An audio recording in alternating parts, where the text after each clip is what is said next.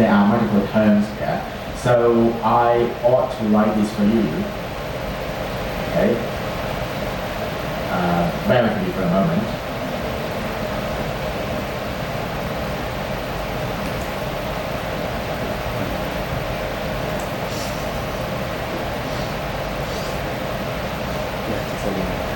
Oh, by the way, I forgot to tell you this.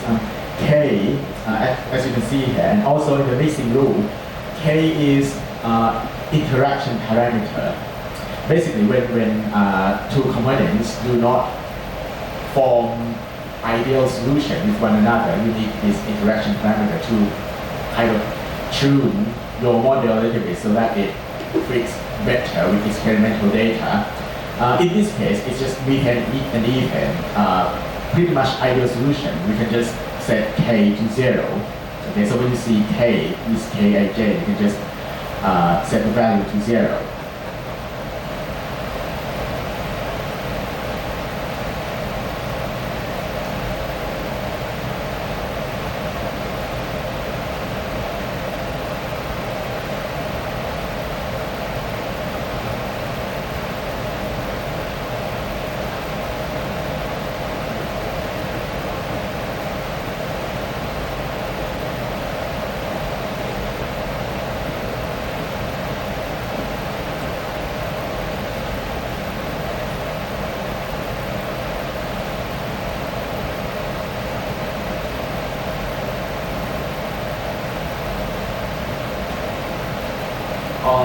Yes, another thing that is a bit more difficult is that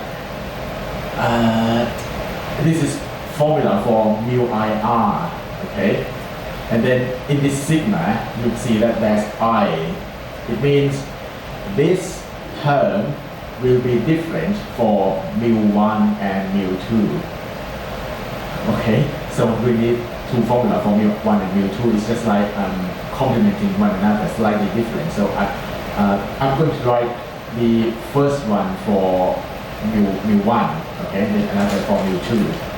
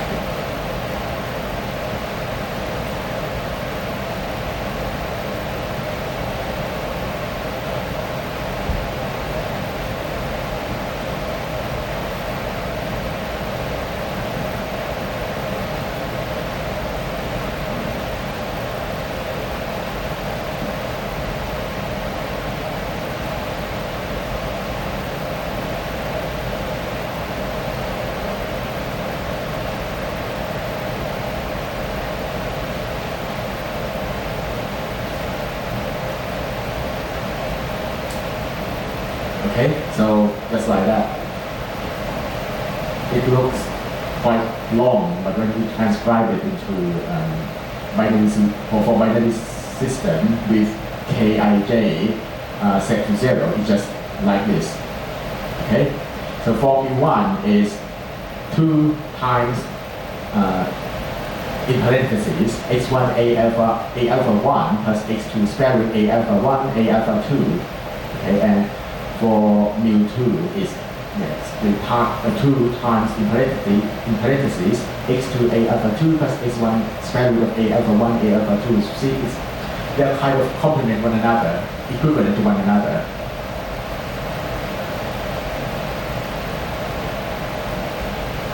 Okay, so yeah, that's for the numerator of that term, okay, which has sigma.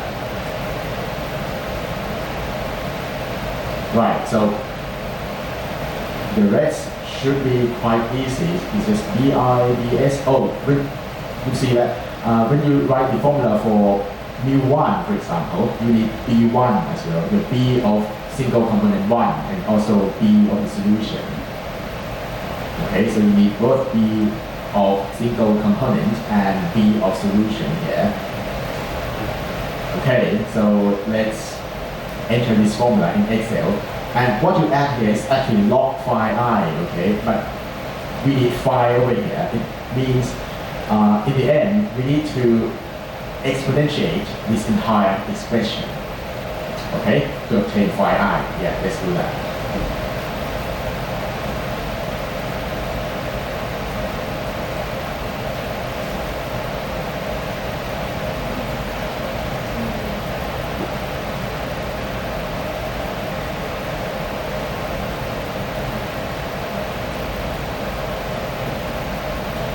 And we use Z1 because this row is for vapor phase, okay? And as we know, Z1 is the Z for vapor phase, so we use Z1 here.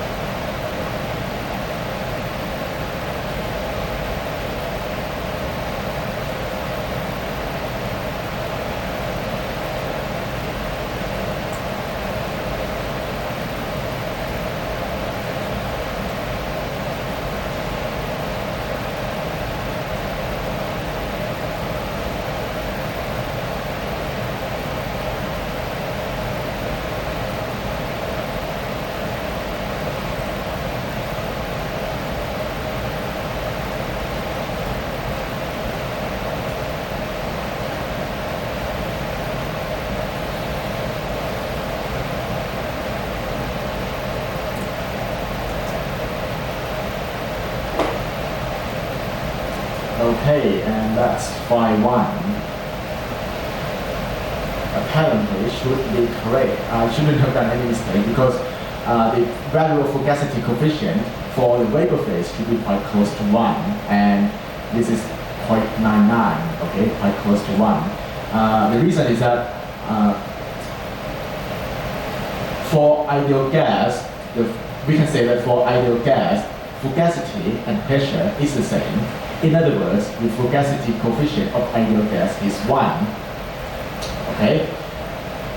If we are talking about real vapor, it isn't very different from ideal gas, so the fugacity coefficient of vapor should still be close to 1, and this is 0.99, which is quite sensible.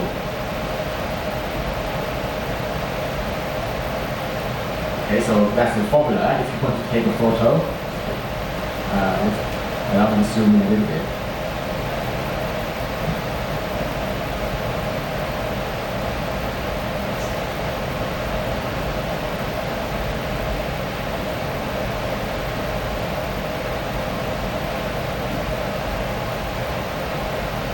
I'm reviewing it again just to be sure that I didn't make any mistake.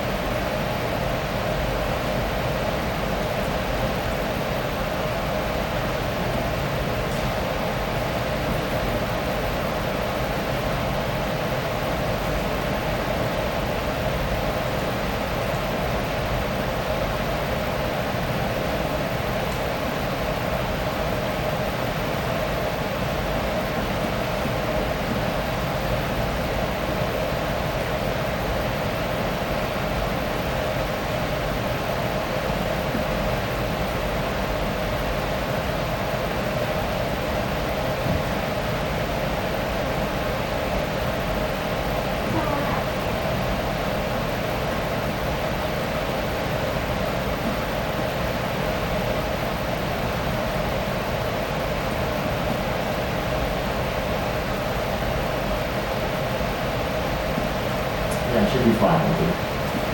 Okay, and then we do something similar for phi 2, okay? For phi 2, we need to copy the formula, and this is how we do it, right? So instead of just copying cell content to the other one, we need to double click, copy the formula as text, okay? And then paste the text formula into that cell. It will show exactly the same number, which is incorrect. We need to modify the formula a little bit. Okay? So for phi 2, what we need is we need B2. Okay, we need B of even. So when it takes B1, we need to move it to B2. Okay, what else we need to do?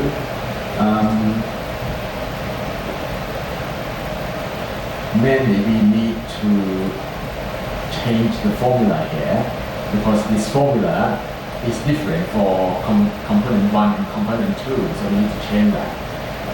It's just around here.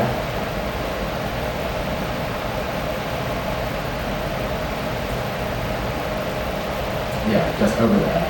We just replace that term, that expression with the one for mu2.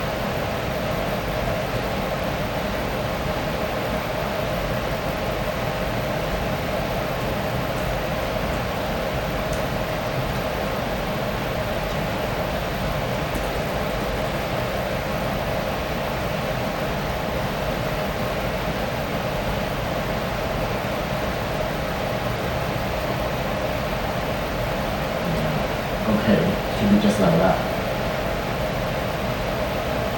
Let's check again.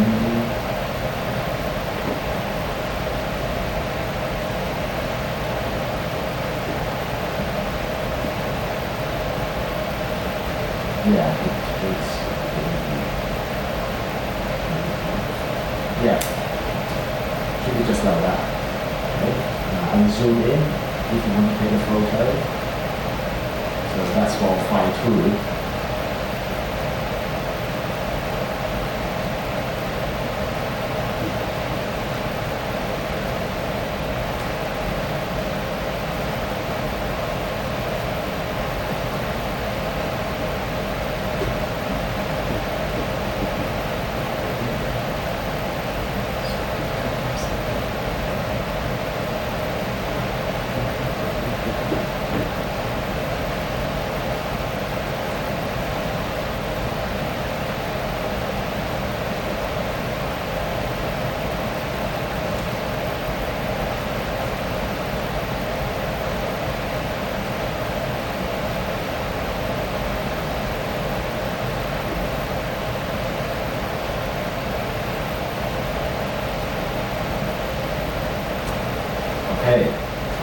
Right, so now we have phi 1 and phi 2.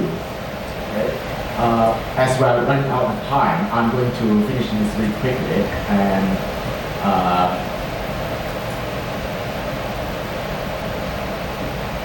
in the next class we can continue this a little bit at the start, or you can also try this on your own. But yeah, as I said, I'm going to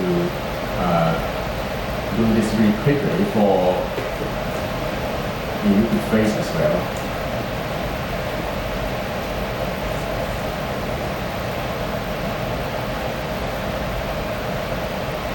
So basically what we need to do is, again, copy the formula, but do it this way, right? So double click, Control A, Control C, Control V here, and then we need to change the mole fraction it uses for calculation to mole fraction of the liquid phase. Okay, because now we are using formula for the liquid phase here, we need to use the mole fraction of the liquid phase as well.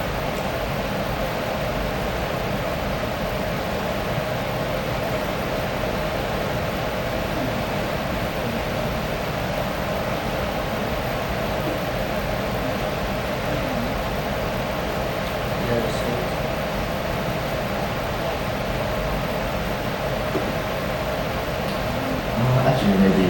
Yeah, same. Pardon? Both are same.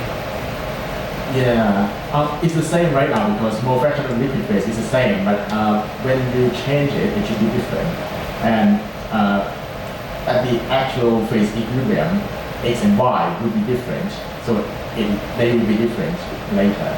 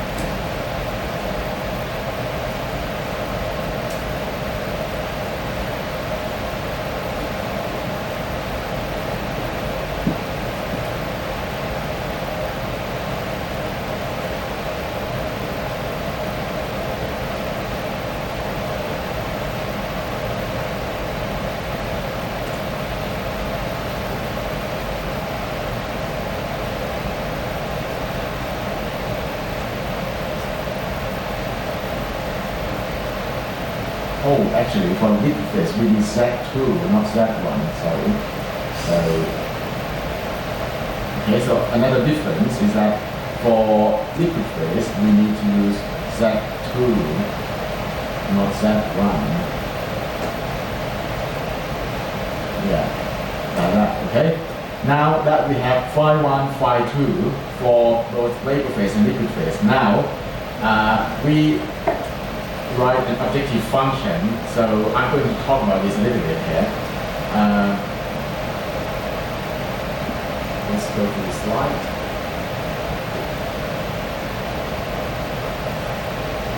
Okay, so the phase equilibrium criterion is the last one here. Right? So phi Vy equals phi Lx, right? And as you can see, there are subscripts I. Okay, it means one equation for one component. In our system now, we have two components, so we need two equations. Basically, we need to solve a system of two equations. We don't have two equations, it means we can have two unknown variables. Okay? Normally we set temperature or pressure, and then we vary the other. For example, if we set the temperature at 150 Kelvin, then we vary the pressure and also the mole fraction of one phase, X or Y. Okay? Anyway, in order to do that, we need to write an objective function from two equations. This is something I haven't covered yet, so I'm going to show you here. We have two equations.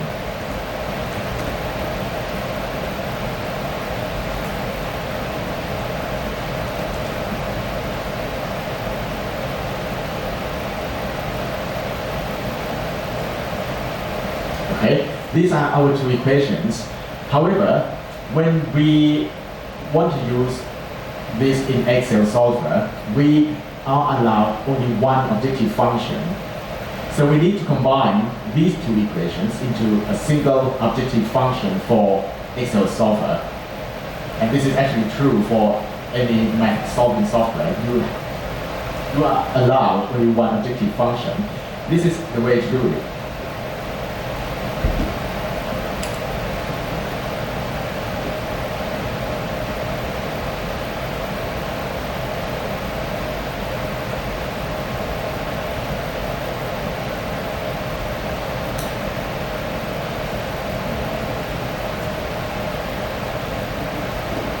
Just like that. Okay? So if you look at individual term, you understand, right? So we have made an objective function from individual equation before. If we have multiple equations, we just add the two together, just like that. Okay? And we will ask Excel to vary our independent variables until objective function is close to 0, or if you use a quadratic equation like this, it also means going to the minimum value. Okay? When our objective function is close to 0, it means each term is also close to 0 because each term is squared. Okay? The only way that the objective function is close to 0 is that individual term is close to 0. And when that happens, it means both these equations are satisfied. Okay? This is also a reason why previously I suggest that an objective function should have squared terms. Okay? I'm going to show you something here. For example, if we do this alternatively, we have objective function defined as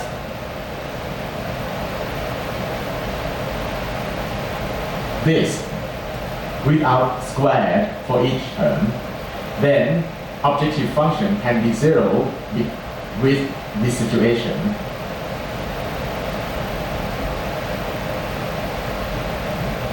Okay, you see the problem here. Okay, when we ask Excel to set our objective function to 0, this can happen. Minus 100,000 plus 100,000 is also 0, but actually individual term is not satisfied by our original equations. Okay, so that is the reason why when we form our objective function, each term from each equation must be squared. Okay, so that when our objective function is 0, individual term is also 0. Okay, and this concept can be used for any other kind of system of equations. Okay, so we do this.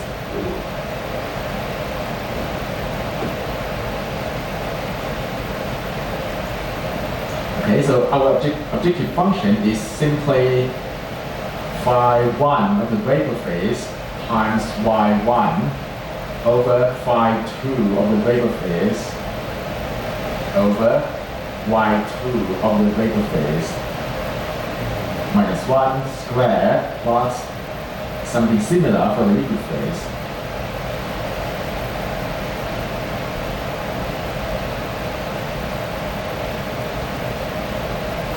Yeah, something like that. And then I will fix the temperature at 150 Kelvin. And also fix the mole fraction of the liquid phase at 0.1. And let's see what pressure will form vapor liquid equilibrium, and also at that vapor liquid equilibrium, what would be mole fraction of methane in the vapor phase be? Okay, so use solver to minimize this objective function by changing pressure and mole fraction of the vapor phase. Here, as you can see, we can vary two independent variables. Okay, we press control and then choose two cells. In this case, it's V8 and V11. Okay, V8 is the pressure, V11 is the vapor. Two independent variables, and then solve. Okay, it doesn't find the solution. It means the initial S is quite far from the actual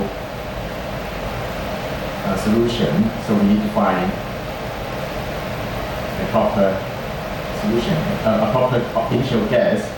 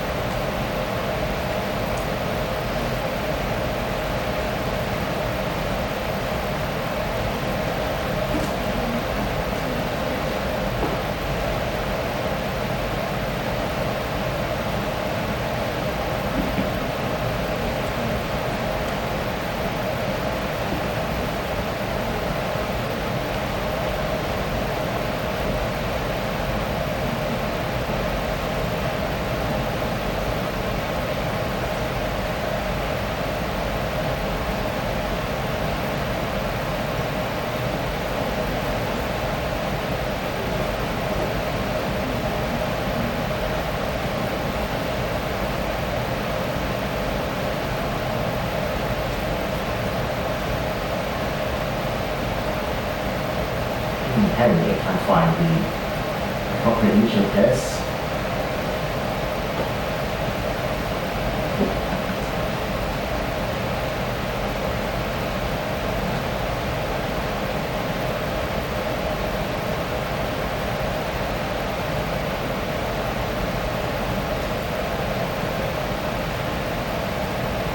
Anyway, we are running out of time, so I will try to find the solution, and then